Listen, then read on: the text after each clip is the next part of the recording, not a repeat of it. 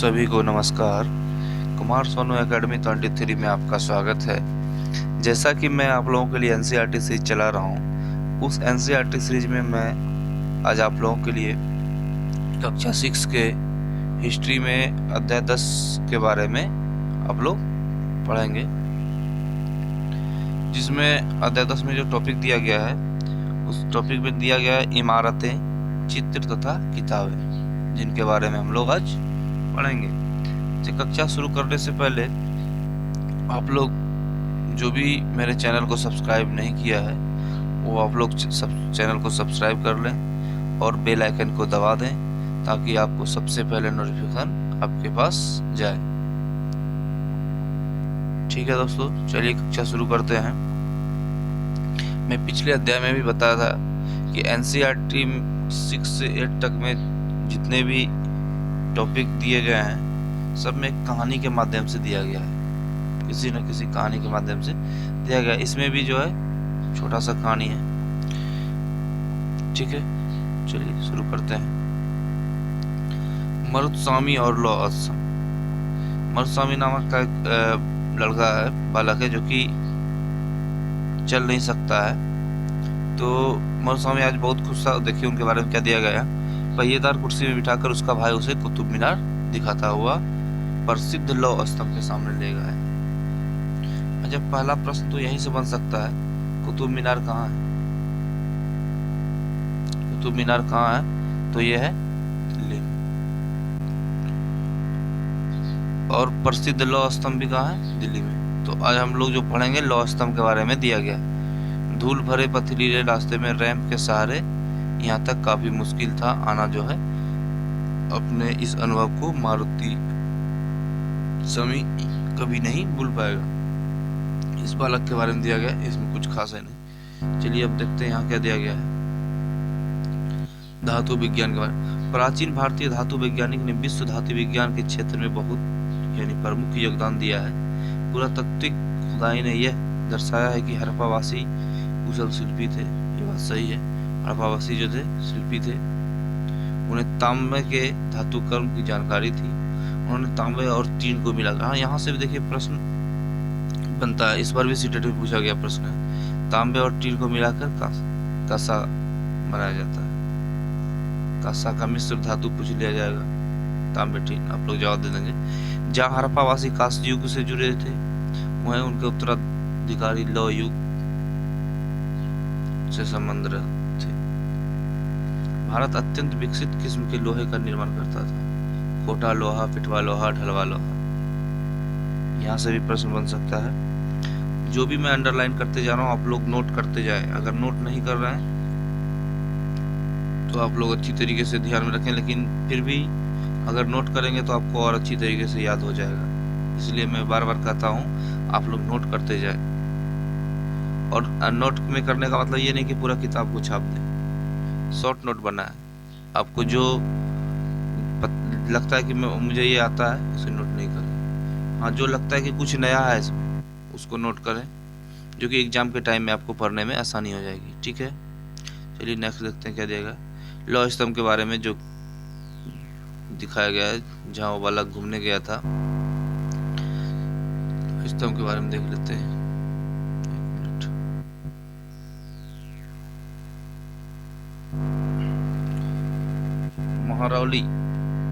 महरौली जगह है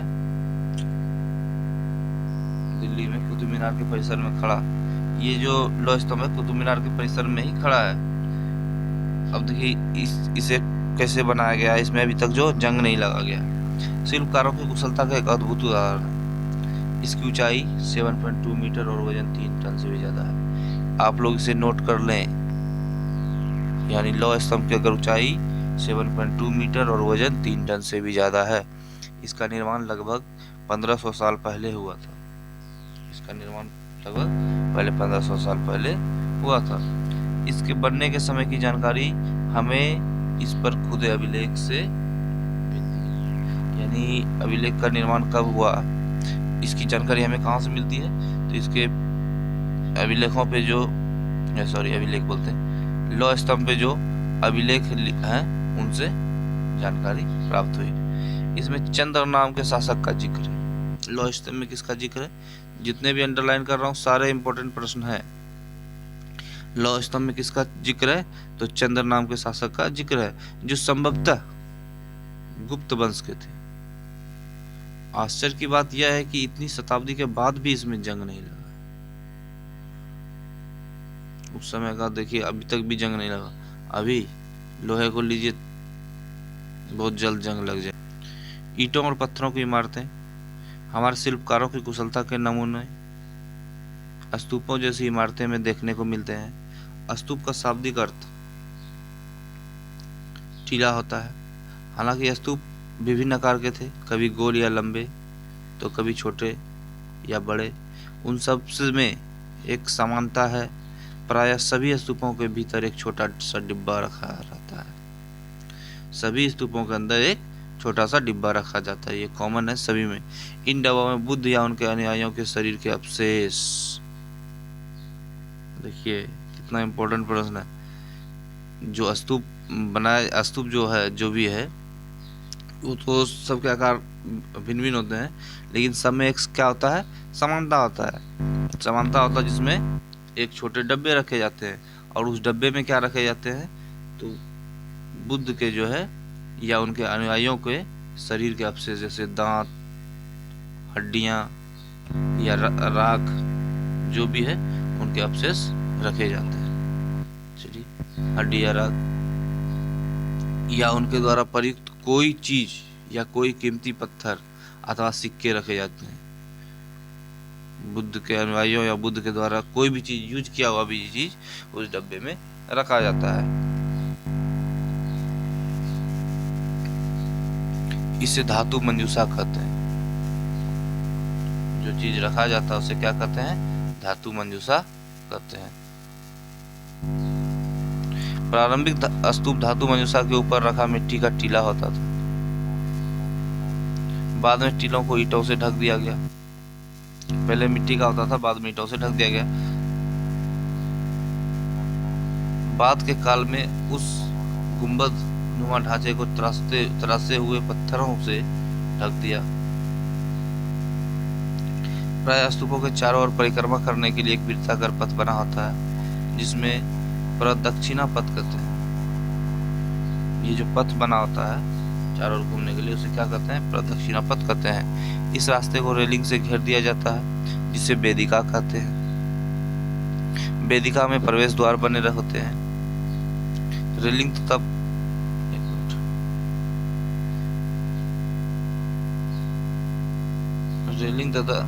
पेंसिल में थोड़ा दिक्कत हो जा रहा है, आप लोग थोड़ा देख लीजिएगा।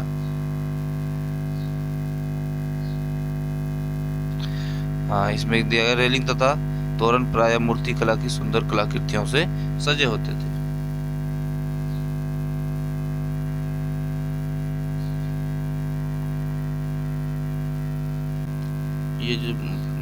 ये जो चित्र दिया गया है, आप लोग देख सकते हैं, सांची का स्तूप है, जो कि मध्य प्रदेश में है। आप लोग इसे ध्यान में रखेंगे, सांची का स्तूप, मध्य प्रदेश। 2000 साल पहले इस स्तूप को सजाने के लिए शिल्पकारों पर चित्र उकेरे गए। कई बार पहाड़ियों को काटकर बनावटी गुफाएं बनाई जाती थी। इस तरह की कई गुफाओं को मूर्तियों तथा चित्रों द्वारा सजाया जाता था। इस काल में कुछ आरंभिक हिंदू मंदिरों का भी निर्माण किया गया। इन मंदिरों में विष्णु, शिव तथा दुर्गा जैसी देवी देवताओं की पूजा होती थी। मंदिरों का सबसे महत्वपूर्ण भाग गर्भगृह होता था, जहाँ मुख्य देवी या देवता की मूर्ति को रखा जाता था। देखिए, यहाँ से भी पूछ लिया जा सकता है कि गर्भगृह किसे कहते हैं? तो जहाँ मुख्य देवी या देवता की मूर्ति को रखा जाता है उसे गर्भगृह कहते हैं। ठीक है। पुरोहित धार्मिक अनुष्ठान करते और भक्त पूजा करते थे।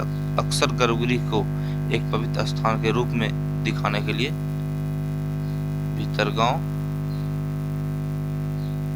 जैसे मंदिरों में उसके ऊपर काफी ऊंचाई तक निर्माण किया जाता था, जिसे शिखर कहते थे। जो भीतरगांव मंदिर जो है, दिखा दे रहे हैं आप लोग को, ये जो मंदिर है ये रहा, एक मिनट, ये जो है भीतर गांव का मंदिर है जो कि यूपी में है। आप लोग ध्यान रखेंगे अगर आपसे पूछ लिया जाता है कि भीतर गांव का मंदिर कहाँ है, यूपी में, इससे ज़्यादा प्रश्न नहीं बनेंगे आपसे। अच्छा, दूसरा ये भी पूछ सकता है महाबलीपुरम का मंदिर का। आप लोग देखिए मानचित्र, जो भी चित्र दिया गया है,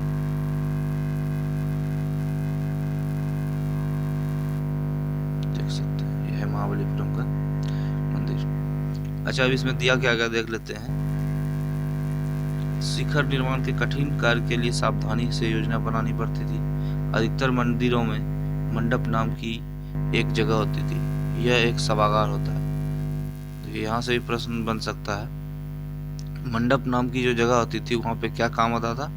तो लोगों को सभी लोग वहाँ पे इकट्ठा होते थे, कोई भी अगर मीटिंग वगैरह है तो वहाँ पे लोग इकट्ठा होके अपना बातें करते थे। महाबलीपुरम और ऐहोल को ढूंढो। अच्छा, जो कि मैप दिया गया नीचे, उसमें आप बोला जा रहा है उसे ढूंढना है। ठीक है, शहरों में पत्थरों से बने कुछ उत्कृष्ट मंदिर हैं, इनमें से कुछ यहाँ दिखाए गए हैं,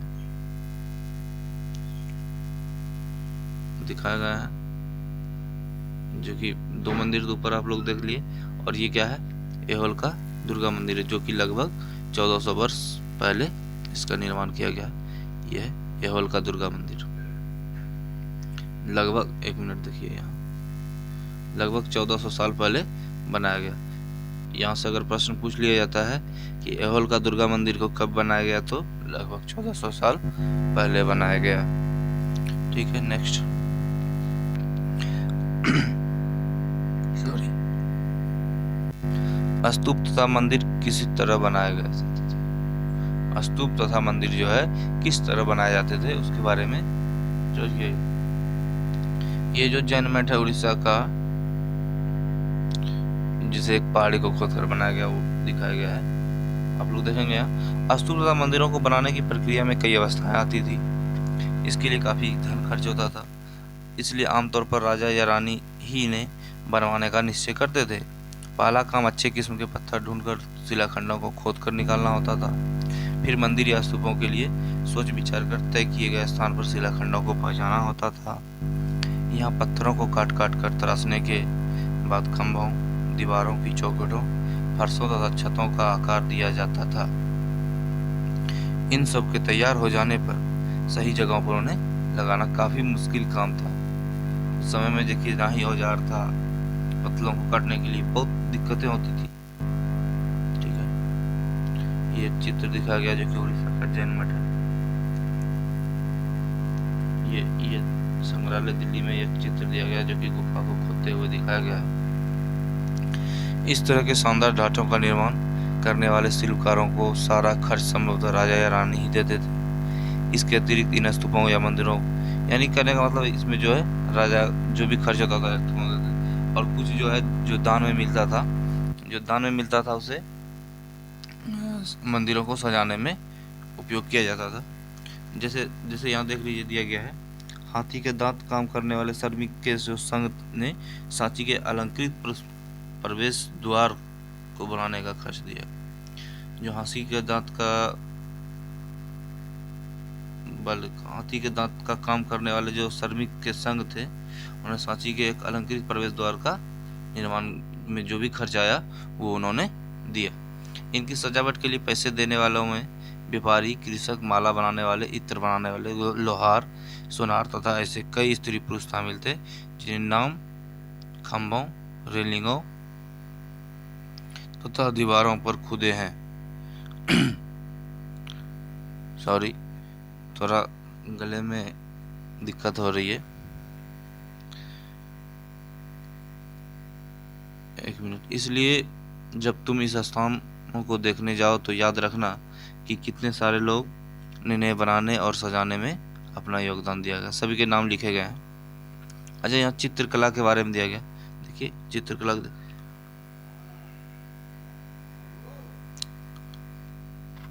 यह वह जगह है जहाँ के पहाड़ों में सैकड़ों सालों के दौरान कई गुफाएं खोदी गई। इनमें से ज्यादातर बौद्ध भिक्षुओं के लिए बनाए गए विहार थे। इनमें से कुछ को चित्रों द्वारा सजाया गया था। यहाँ इनके कुछ उदाहरण दिए गए। गुफाओं के अंदर अंधेरा होने की वजह से अधिकांश चित्र जो है मसाले की रोशनी, मसाले मतलब मसालों, एक लकड़ी में बांध के आग जलाया जाता था। ये गोल जैसा चिमनी मिट्टी का बना होता था या लकड़ी का, उसके ऊपर जो है आप लोग देखे होंगे, मूवी में देखे होंगे मसालों। इसमें तो एनसीईआरटी में दिया गया नहीं चित्र। गुफा में अंधेरा था तो उस टाइम लाइट का व्यवस्था तो था नहीं, मसाला जला के चित्र बनाया गया था। ठीक है। इन्हें चित्रों के रंग 1500 साल बाद भी, जो चित्र हैं इनके रंग 1500 साल भी बाद भी जो है चमकदार है। ये रंग पौधों तथा खनिजों से बनाए गए थे। इन महाकृतियों को बनाने वाले कलाकार अज्ञात हैं। कलाकार के नाम नहीं पता है। अजंता के चित्र तुम्हें जिसमें दिखता है, यही चित्र जो की गुफाओं में बनाया गया है, आप लोग यहाँ से देख सकते हैं।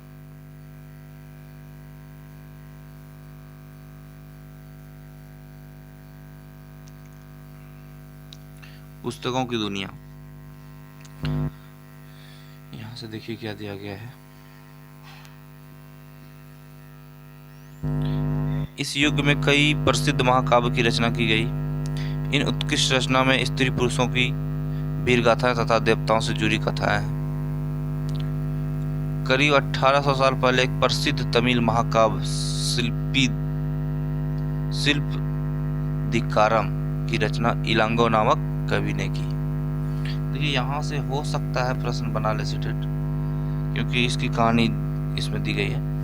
इसमें केवलम नाम के एक व्यापारी की कहानी दी गई है। वो पुहार में रहता था। वो अपनी पत्नी कन्नगी की उपेक्षा कर एक नर्तकी माधवी से प्रेम करने लगा। अपनी पत्नी कन्नगी का उपेक्षा कर बाद में कन्नगी पुहार छोड़कर मदुरै चले गए। वहां पांडे राजा के दरबारी जौहरी ने कोवलम पर चोरी का झूठा आरोप लगाकर, जिस पर राजा ने उसे प्राणदंड यानी मृत्युदंड दे दिया। कन्नगी जो अभी भी उससे प्रेम करती थी, इस अन्याय के कारण दुख और रोष से भर गई। उसने मदुरै शहर का विनाश कर डाला। तो यहाँ से यह सब तो नहीं पूछा जाएगा, आपसे सिर्फ यही पूछा जाएगा कि तमिल महाकाव्य शिल्पदिकारम जो है की रचना किसने की? तो इलांगो नामक कवि ने की। बस इससे ज्यादा कुछ नहीं पूछा जाएगा। उसी के बारे में यहाँ भी दिया गया, आप लोग देख सकते हैं। अच्छा, एक और तमिल महाकाव्य है, इसे भी आप लोग नोट कर लेंगे। मणिमेखलाई को करीब 1400 साल पहले सतनार द्वारा लिखा गया। इसमें कोवलम तथा माधवी की बेटी की कहानियां आपसे नहीं पूछी जाएंगी। आपसे सिर्फ कवि और ये किसने लिखा ये पुस्तक। ठीक है। तमिल महाकाव्य में दो दिया गया एनसीईआरटी में, आप लोग इसे नोट कर लेंगे। हो सकता है दो में से एक पूछ लिया जाए, इसलिए आप लोग नोट कर, जो भी आप लोग, और नोट्स को हमेशा आप लोग छोटा बनाएं, ये नहीं कि छापने बैठ जाएं, और जल्दी जल्दी लिखे, नोट करते जाएं, और जिससे आपको कि समझ में आ जाए ऐसा नोट बनाएं। अन्य लेखक जैसे कालिदास जो संस्कृत में लिखते थे, कालिदास की पुरानी कहानियों का संकलन तथा संरक्षण। हिंदू धर्म में जुड़ी कई कहानियां जो बहुत पहले से प्रचलित थी, इसी काल में लिखी गई। इसमें पुराण भी शामिल है। पुराण का शाब्दिक अर्थ देखिए, पुराण का शाब्दिक अर्थ होता है प्राचीन पुराण में विष्णु, शिव, दुर्गा या पार्वती जैसी देवी देवताओं से जुड़ी कहानियां। पुराण का शाब्दिक अर्थ ये ध्यान में रख लेंगे। अच्छा, मेघदूत के रचयिता, बस यहाँ से एक याद रखना सिर्फ आप लोग, मेघदूत का रचयिता कौन है? तो कालिदास। बस इससे ज्यादा कुछ नहीं आएगा। मेघदूत के रचयिता कालिदास। इनमें देवी देवताओं की पूजा की विधियां की गई थी, संसार की सृष्टि। अच्छा, दो संस्कृत महाकाव्य यहाँ से भी आप लोग ध्यान रखेंगे। जो भी मुझे इम्पोर्टेंट लग रहा है मैं आप लोग के लिए अंडरलाइन करते जा रहा हूँ। आप लोग को मैं हमेशा कहता हूँ, और बार बार एक ही वीडियो में हमें अच्छा नहीं लगता है एक ही बात को बार बार बोलना, कि आप लोग नोट करते जाएं। देखिए, दो संस्कृत माँ का महाभारत और रामायण लंबे लंबे अरसे से लोकप्रिय रहे हैं। तुम में से कुछ बच्चे इन कहानियों से परिचित होंगे, सही बात, इनमें से मैक्सिमम होंगे परिचित रामायण और महाभारत से। महाभारत में कौरवों और पांडवों के बीच युद्ध की कहानी है। आप लोग ये तो नहीं पूछा जाएगा किसके किसके बीच युद्ध है, यहाँ से मतलब नहीं। अच्छा, यहाँ से आप लोग एक बता सकते हैं, महाभारत किसने लिखा? तो आप लोग जवाब देंगे इसमें महाभारत में हो जाएगा वेद व्यास।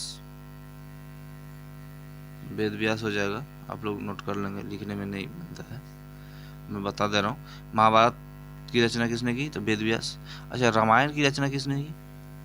तो महर्षि वाल्मीकि ने। ये हो गया। और यहाँ एक और दिया गया है, इसे आप लोग ध्यान देंगे। माना जाता है कि पुराणों और महाभारतों दोनों को व्यास नाम के ऋषि ने संकलित किया था। तो यहाँ पे पुराण को भी आप लोग वेद व्यास नोट कर लेंगे। एनसीईआरटी में दिया गया है, एक मिनट, इसलिए मैं आप लोग को बता रहा हूँ कि आप लोग नोट करते जाएं। सीटेट में जो सवाल आते हैं एनसीईआरटी से ही सवाल आते हैं। महाभारत की रचना किसने की? वेद व्यास ने। पुराण की रचना किसने की? वेद व्यास ने। रामायण की रचना किसने की? वाल्मीकि ने। Doubt clear? महाभारत में भगवत गीता भी है, महाभारत में भगवत गीता भी है। रामायण की कथा कौशल के राजकुमार के बारे में, इनसे तो हमें नहीं लगता कि बताने की जरूरत है कि रामायण की कथा किससे है, इससे आप लोग देख लेंगे। और हाँ, मैं इसका पीडीएफ दे दूंगा टेलीग्राम में। टेलीग्राम पे आप अगर टेलीग्राम में आप लोग जुड़ना चाहते हैं टेलीग्राम से, तो मैं आप लोग को इस वीडियो के डिस्क्रिप्शन बॉक्स में लिंक दे दूंगा टेलीग्राम का, आप लोग वहाँ से जाके जुड़ सकते हैं। जो भी स्टडी मटेरियल होगा मैं आप लोग को टेलीग्राम में दे दिया करूँगा, आप लोग वहाँ से डाउनलोड करके पढ़ सकते हैं। इसका भी पीडीएफ में डाल दूंगा। उच्चार आप लोग ध्यान में रखेंगे, रामायण वाल्मीकि, महाभारत वेद व्यास, भगवत गीता भी वेद व्यास। एक और पुराण था ना, पुराण, हाँ, भगवत गीता यानी महाभारत में ही भगवत गीता आता है। यहाँ एनसीईआरटी में जो दिया गया है, देखिए, महाभारत में ही भगवत गीता,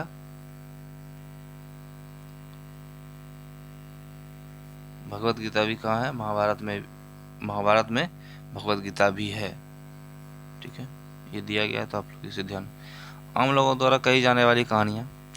आम लोग भी कहानियाँ कहते थे, कविता और गीतों की रचना करते थे, गाते थे, नाचते थे, नाटकों को खेलते थे, उसमें आसपास पंचतंत्र की कहानियों के रूप में लिखकर सुरक्षित करते थे। अच्छा, इसमें पंचतंत्र का चर्च किया गया था, आप लोग को मैं बता दे रहा हूँ। देखिए, पंचतंत्र के लेखक कौन थे? तो विष्णु शर्मा, आप लोग ध्यान में रखेंगे। ठीक है, बंदर राजा की कहानी है, आप लोग इसे चाहे तो पढ़ सकते हैं। इससे ऐसा कुछ मुझे नहीं लग रहा कि ये बताने लायक है, सीटेट में आए, इसलिए आप लोग इसे पढ़ लेंगे। विज्ञान की पुस्तकें, यहाँ से प्रश्न बन सकता है, इस बार भी प्रश्न आया है सीटेट में। इसी समय गणितज्ञ तथा खगोल शास्त्री आर्यभट्ट ने संस्कृत में आर्यभट्टियम नामक पुस्तक लिखी। देखिए, आर्यभट्टियम नामक पुस्तक किसने लिखी? तो आर्यभट्ट ने लिखी। उन्होंने लिखा कि दिन और रात पृथ्वी के अपनी धुरी पर चक्कर काटने की वजह से होते हैं, जबकि लगता है कि रोज सूर्य निकलता है और डूबता है। उन्होंने ग्रहण के बारे में भी एक वैज्ञानिक तर्क दिया। उन्होंने वृत्त की परिधि को मापने की भी विधि ढूंढ निकाली, जो लगभग उतनी ही सही है जितनी कि आज प्रयुक्त होने वाली विधि। ब्राह्महीर, ब्रह्मगुप्त और भास्कराचार्य कुछ अन्य गणितज्ञ और खगोल वेत्ता थे जिन्होंने कई खोजें की, इनके बारे में और पता लगाया। शून्य की खोज के बारे में दे दिया गया, तो आप लोग यहाँ से तो प्रश्न छुड़ा, आर्यभट्ट मार देंगे आप लोग। आयुर्वेद चिकित्सा विज्ञान के विख्यात प्रति जो प्राचीन भारत में विकसित हुए, प्राचीन भारत आयुर्वेद 2%। अच्छा, यहाँ से एक और प्रश्न बन सकता है, आयुर्वेद के 2 प्रसिद्ध चिकित्सक थे। प्रथम जो द्वितीय शताब्दी ईस्वी से सुश्रुत, ये चरक थे प्रथम, और दूसरे थे सुश्रुत। चरक द्वारा रचित चरक संहिता, चरक द्वारा रचित चरक संहिता के लेखक चरक। ठीक है। औषधि शास्त्र की भी एक उल्लेखनीय पुस्तक है। अपनी रचना सुश्रुत संहिता में सुश्रुत ने शल्य चिकित्सा की विधियों का विस्तृत वर्णन किया है। ठीक है। चलिए, जो भी एनसीईआरटी पुस्तक में दिया गया था, अब यहाँ से कुछ प्रश्न दिए गए हैं, आप लोग को मैं ये भी करवा देता हूँ। देखिए, यहाँ पे मिलान करने के लिए दिया है। स्तूप एक तरफ दे दिया है, दूसरी तरफ देवी देवता, यानी कि आप लोग कह सकते हैं कौन सा। तो ये स्तूप का मतलब मंडपों में क्या काज होता है, शिखर में क्या होता है, स्तूप में क्या होता है। देखिए, अगर स्तूप के साथ आप लोग मिलाएंगे तो स्तूप क्या होता था, टीला होता। एक मिनट पेंसिल लेने दीजिए। स्तूप क्या था, टीला था। अच्छा, शिखर क्या होता था, जो कि गर्भगृह के ऊपर लंबाई में निर्माण होता था। गर्भगृह के ऊपर लंबाई में निर्माण। अच्छा, उसके बाद है मंडप, जो कि मंदिरों के ऊपर मंडप में क्या होता था, सभी लोग इकट्ठा होते थे। इकट्ठा होने का जगह, मंदिरों में लोगों को इकट्ठा होने की जगह को मंडप कहा जाता था। सही बात है। गर्भगृह, देवी देवताओं को जहाँ स्थापित करने की जगह को क्या कहते थे, गर्भगृह। दक्षिणापथ, स्तूप के चारों तरफ के पथ को दक्षिणापथ कहते हैं। आप लोग इसे ध्यान में रखेंगे। ठीक है। नेक्स्ट देखिए, कुछ महत्वपूर्ण तिथियां वो भी हम लोग देख लेंगे। पहले फिल इन द ब्लैंक्स जो दिया गया है, इसे आप लोग को मैं बता दे रहा हूँ। अच्छा, डैश एक बड़े गणितज्ञ थे, आर्यभट्ट। कोई डाउट? डैश में देवी देवताओं की कहानियां मिलती है, तो पुराणों में देवी देवताओं की कहानियां मिलते हैं। डैश को संस्कृत रामायण का लेखक माना जाता है, वाल्मीकि को।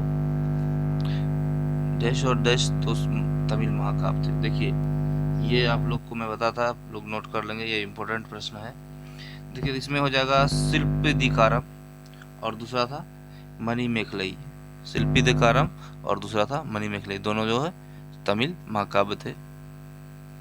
सॉरी, महाकाव्य हैं, थे नहीं, माफ कीजिएगा। अच्छा, इसमें कुछ महत्वपूर्ण तिथियां दी गई है, आप लोग इसे भी ध्यान में रखेंगे।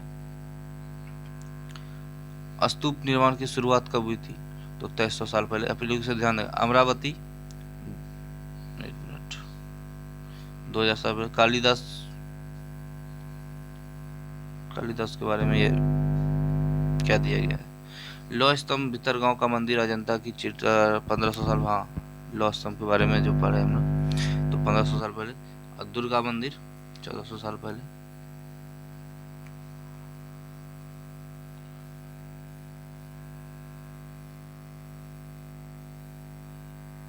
देखिए, यहाँ पे भी बहुत सारे पॉइंट दिए गए, जो भी पिछले अध्याय में हम लोग पढ़े, उस सारे ईस्वियों को एक जगह इकट्ठा दे दिया गया है। अगर आप लोग चाहे तो इसे पढ़ सकते हैं। हड़प्पा के नगरों का विकास लगभग 1700 से 1900 बीच। ऋग्वेद की रचना का काल लगभग 1500 से 1000 ईस्वी के बीच। महाजनपद तथा गंगा के मैदानी इलाकों में नगरों का विकास तथा उपनिषद, जैन धर्म तथा बौद्ध धर्म से जुड़े विचारों का उदय लगभग 500 ईसा पूर्व। पश्चिमोत्तर में सिकंदर का आक्रमण लगभग 327 से 325 ईसा पूर्व।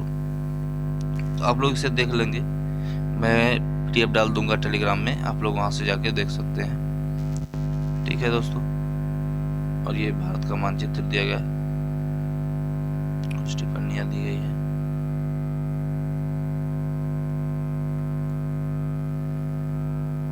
ठीक है, कक्षा को यहीं समाप्त करते हैं।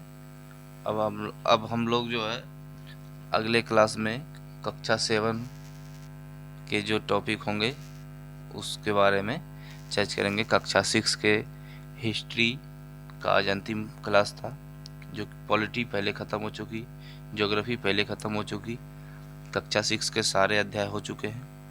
आप लोग जो लोग अगर नहीं देखे हैं मेरे सारे वीडियो, तो प्लेलिस्ट में जाके आप लोग सारे वीडियो को देख सकते हैं, और क्वेश्चन आंसर भी मैं करवाऊंगा।